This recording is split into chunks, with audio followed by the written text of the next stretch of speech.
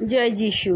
প্রিয় ভাই বোন, আজ আমি জীবন্ত ঈশ্বরের বাক্য তোমাদের সামনে নিয়ে এসেছি যে আমাদের মধ্যে অবিশ্বাসী হৃদয় আছে কি না, যার ফলে আমরা জীবনময় ঈশ্বরের কাছ থেকে সরে আসতে বাধ্য হই।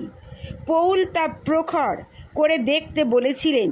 ইব্রিয় 3:12 দেখতে পাবো যে আমাদের অবশ্যই স্বীকার করতে হবে যে অবিশ্বাসী পাপ এর সামান্যতমও যদি আমরা হৃদয়ে স্থান দিই, তা আমাদের ঈশ্বরের কাছ থেকে দূরে সরিয়ে নিয়ে যাবে। ঈশ্বরের সন্তানদের মতো আমরাও ঈশ্বরের অবাধ্য হয়ে উঠব। আমাদের জীবনে তার প্রতিশ্রুতির পরিপূর্ণতা দেখতে পাব না। আমরা পৌল বলেছিলেন, বিশ্বাসের ঢাল। এফিসীয় 6:16 দেখতে পাব যে বিশ্বাসের ঢাল দিয়ে আমাদের অবিশ্বাসের তীক্ষ্ণ অগ্নিবাণগুলিকে প্রতিহত করতে হবে। আমাদের প্রতি আক্রমণ হবে এই সব চিন্তা মনে প্রবেশ করা মাত্রই সেগুলিকে দূর করে দেওয়া। এক মুহূর্তের জন্য সেগুলিকে আমাদের মনে স্থান দেব না। আজকের মণ্ডলীর বিরুদ্ধে শয়তান এক রণকৌশল অবলম্বন করেছে। পাপ সম্পর্কে আমাদের আধ্যাত্মিক চেতনাকে সে নিস্তেজ করে তুলতে সচেষ্ট। তাই যিশু যেমন ভবিষ্যৎবাণী করেছিলেন, তেমনি আমাদের যুগে অধর্মের বৃদ্ধি হয়েছে।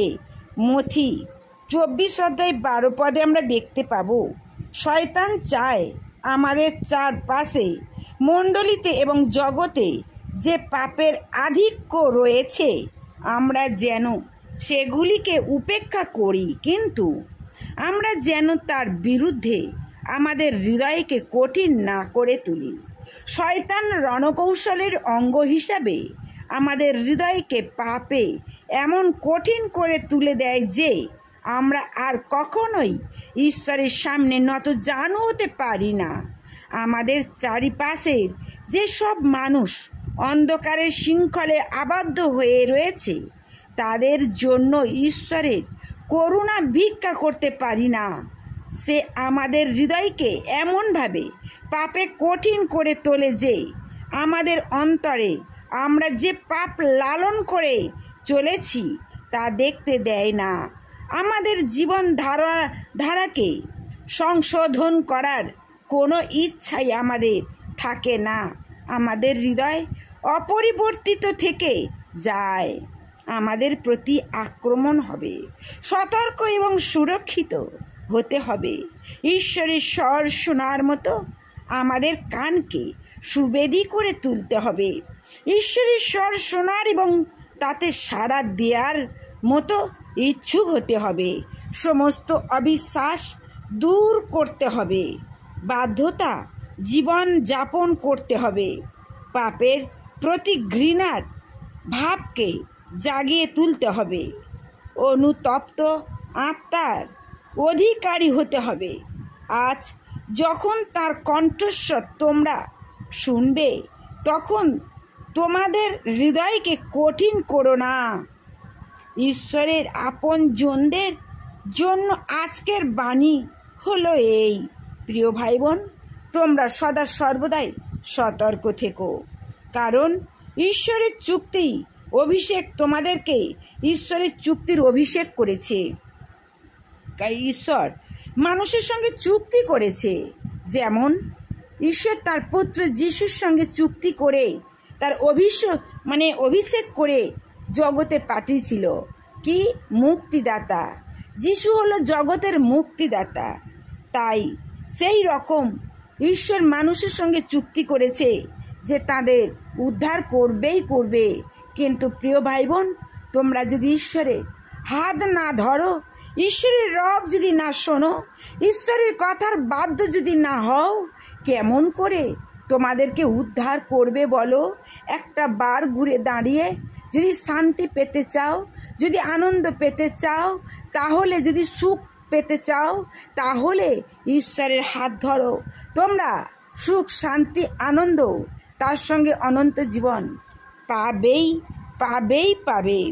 তাই ইসরায়েলিরা যখন জর্দন নদী অতিক্রম করে প্রতিশ্রুত দেশ অধিকার করার জন্য প্রস্তুত হচ্ছে, মোশে জানতেন তারা ঈশ্বরের চুক্তি ভগ্ন করতে চলেছে এবং ঈশ্বরের কোপে তারা বিভিন্ন জাতির মধ্যে ছড়িয়ে পড়বে। আপনার বাইবেল খুলে দ্বিতীয় বিবরণে 30 অধ্যায়ের সমস্ত অংশটি পাঠ করুন। তাহলে ইসরায়েলের বংশের প্রতি এই ভবিষ্যৎবাণী ঘোষিত হয়েছিল।